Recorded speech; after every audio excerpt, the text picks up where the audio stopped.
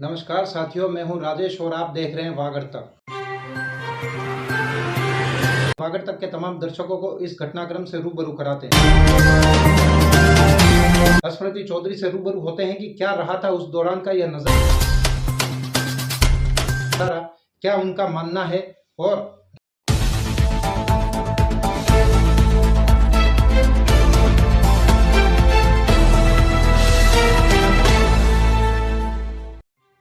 नमस्कार साथियों, मैं हूं राजेश और आप देख रहे हैं वागड़ तक। वागड़ तक के तमाम दर्शकों को इस घटनाक्रम से रूबरू कराते हैं।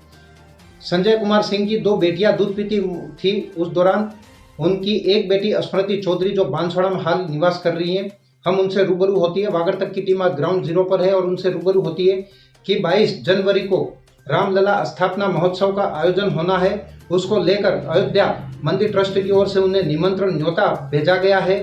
क्या वो इस निमंत्रण को स्वीकार करके वहां जाएंगे, इस कार्यक्रम में भाग लेंगे, क्या आगे उनका विचार है, उनसे ये भी जानते हैं। और इस घटनाक्रम 2 नवंबर 1990 को जो घटना हुई उस बारे में भी उनकी बेटी स्मृति चौधरी से रूबरू होते हैं कि नमस्कार स्मृति जी चौधरी, आपका वागड़ तक में स्वागत है।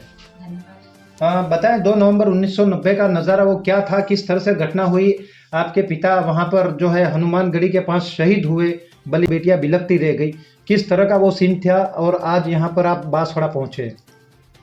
सीन के बारे में तो मैं ज़्यादा कुछ नहीं बता पाऊंगी क्योंकि हम लोग बहुत छोटे थे। मेरी उम्र तो 2 साल 2.5 साल की थी, मेरी बहन 1.5 महीने की थी। तो क्या नज़ारा था वो तो बड़े लोगों को ही पता है। पर जब होश संभाले तब नाना नानी से सुने और मेरे चाचा जी जो मेरे पापा के मित्र रहे हैं उनसे जितनी जानकारी हुई तो वही हुई कि 30 अक्टूबर को ये लोग चाचा जी और पापा लोग मिलकर के गए थे कार सेवा के लिए।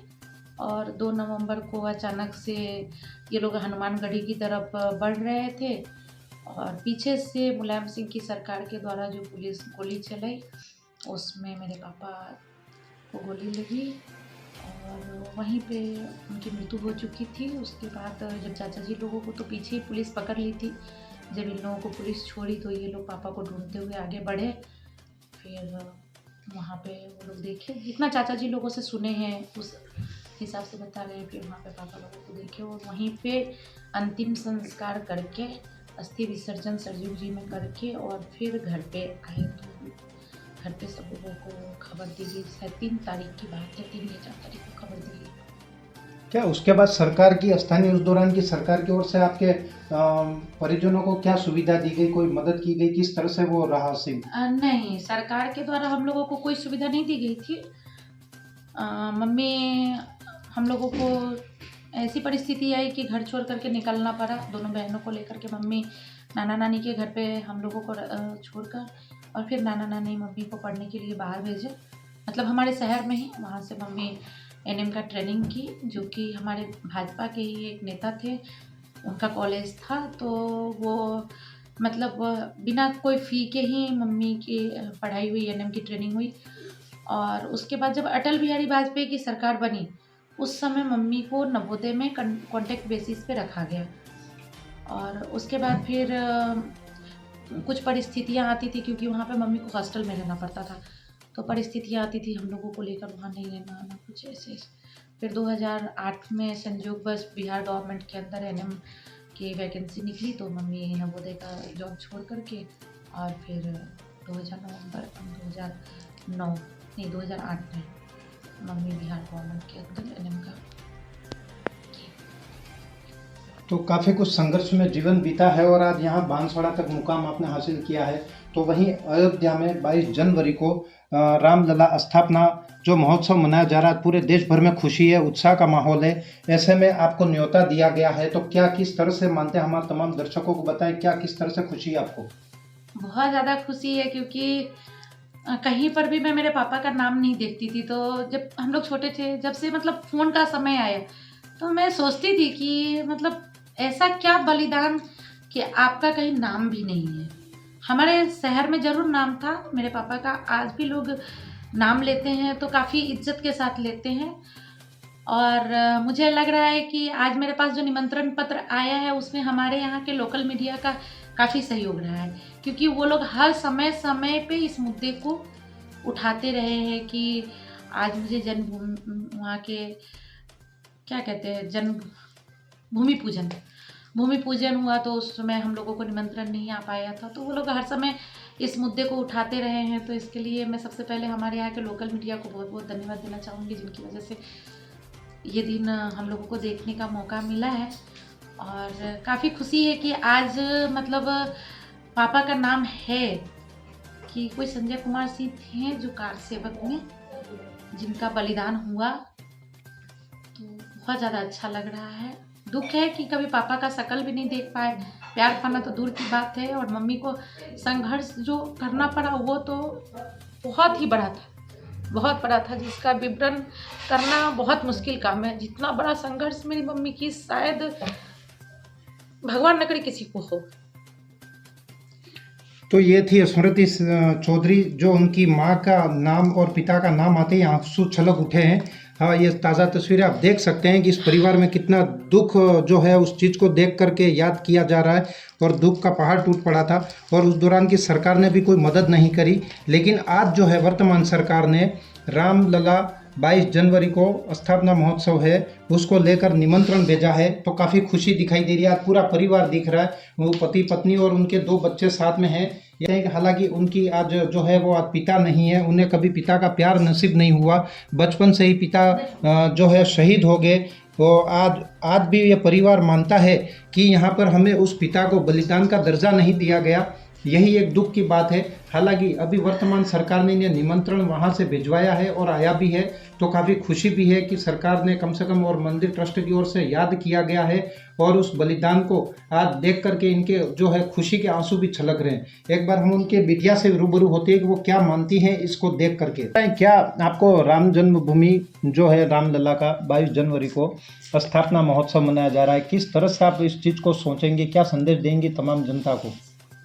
मुझे बहुत अच्छा लग रहा है कि मेरे नानू ने ये किया। जब थोड़े टाइम तक तो लगता था कि ये सब कुछ फालतू था, कुछ नहीं होगा, लेकिन अब लगता है कि बहुत बड़ी बात है ये, क्योंकि जब कोई पर्सनल इनविटेशन आके देता है तो अंदर से ही बहुत बड़ी बात होती है। और जब मेरी नानी की डेथ हुई थी तब मम्मी रोती रहती थी हमेशा, लेकिन उनने हमारे लिए अपने आंसू पोंछे और वापस इस घड़ी पे हम लोग आए। इतना खुशी की बात है। अभी हम जा तो नहीं सकते हैं, हमारे पेरेंट्स जा रहे हैं, लेकिन खुद से ही बहुत बड़ी बात है कि हमारे नानू भी इस चीज़ के लिए शहीद हुए थे। क्या नाम है आपका? तन्वी चौधरी। देखिए, ये उनकी बेटी तन्वी चौधरी थी, वो बहुत ही खुशी और एक्साइटेड हो रही है। हालांकि उनकी माँ की आंखों में आंसू भी छलक रहे हैं, लेकिन वो बिटिया बहुत खुश हो रही है कि इस निमंत्रण को देखकर बेहद ही उत्साह दिख रहा है उनमें। उनके पापा भी हमारे साथ में इस वक्त, और कार्ड भी देख सकते हैं उनके हाथ में। प्राण प्रतिष्ठा महोत्सव का विशिष्ट जो है महानुभव, उनको यहाँ पर प्रतिष्ठा समारोह में जाने के लिए न्योता भी दिया, वो कार्ड है। और उनके माता पिता की जो है वो तस्वीर भी वो स्मृति चौधरी लेकर बैठी हुई है। आज हम उनके पति से रूबरू होते हैं। जी भाई साहब नमस्कार, आपका वागड़तक में स्वागत है। क्या नाम है आपका? मेरा नाम रितेश चौधरी है। किस तरह से सर आज का ये पल, जो खुशी का पल दिखाई दे रहा है, आपको न्योता दिया गया है रामलला का जो है स्थापना महोत्सव को लेकर, क्या मानते हैं आप? देखिए, मेरे ख्याल से ये सनातन धर्मियों के लिए तो सबसे बड़ा मंदिर है ये। अपने भारत में तो इससे बड़ा मंदिर मेरे ख्याल से आने वाले समय में शायद से ही होगा। और आज उसके वहाँ पे आज प्राण प्रतिष्ठा में हम लोगों को वहाँ बुलाया गया। आज हम ऐसा पहला बड़ा मंदिर है जिसमें हम लोग जा कर के प्राण प्रतिष्ठा में शामिल होंगे। और ये सब केवल और केवल इनके पिता के बलिदान के प्रभाव से ही है सक्सेस, नहीं तो वहाँ पे जाना तो हम लोगों के बस की तो बात नहीं थी। बड़े से बड़े लोग भी वहाँ नहीं जा पा रहे हैं चाह करके भी अभी इस समय में।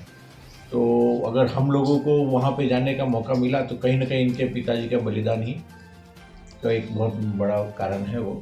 तो हमको लग रहा है कि उन्होंने जो बलिदान दिया वो कहीं ना कहीं कुछ न कुछ सार्थक है। कहीं ना कहीं उसके कारण वो राम जन्मभूमि का सब कुछ हुआ।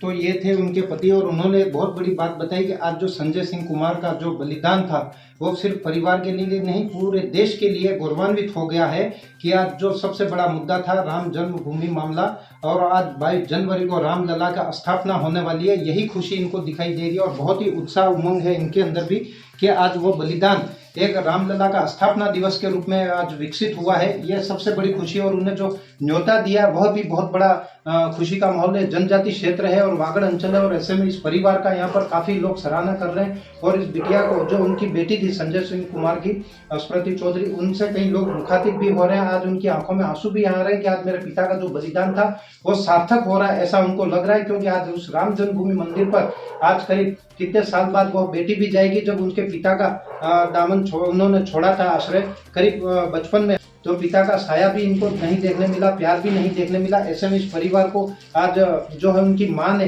पाल पोस के बड़ा करा। और 2019 में जो इनकी माता स्मृति चौधरी की माता रंभा सिंह, संजय कुमार की पत्नी, उनका भी निधन हो चुका है। आज उनका जो है स्मृति चौधरी का एक पुत्र है, उनसे रूबरू होते हैं। बेटा बताएं किस तरह से लग रहा है, आप जाएंगे वहां पर अयोध्या? तो अयोध्या जाना तो सबका एक सौभाग्य है जब से राम मंदिर नया बन चुका है, किंतु अभी हम सबको तो ये सौभाग्य मिल नहीं पा रहा है। अभी मेरे मम्मी और मेरे पापा ही सिर्फ जा पा रहे हैं वहाँ पे, क्योंकि वहाँ पे कुछ इतनी सुविधा नहीं है कि एक ही बारी में बहुत सारे जो भक्त हैं उनको वहाँ पे संभाला जा सके। तो मेरे ख्याल से तो ये बहुत एक अच्छा मौका है कि हमें वहाँ पे जाने का मौका मिल रहा है। हमें तो नहीं, मगर हमें मम्मी पापा को मिल रहा है।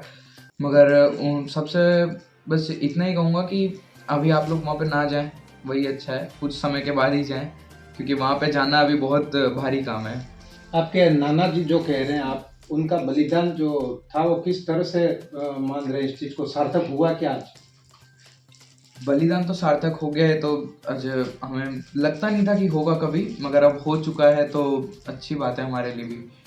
हमें लगता नहीं था कि जो मेरे नाना ने किया वो हमारे किसी आगे चल के काम आएगा। अब सब इसको भुला देंगे, सिर्फ दो ही शहीदों के सिर्फ वहाँ पे नाम याद रखे गए थे।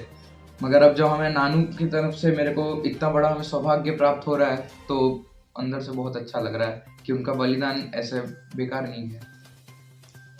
तो ये थे स्मृति चौधरी के बेटे। उन्होंने भी बताया कि आज उनके जो नाना है, उनके जो बलिदान हुआ वो आज सार्थक हुआ, ऐसा लग रहा है, उनको दिल से महसूस कर रहे हैं।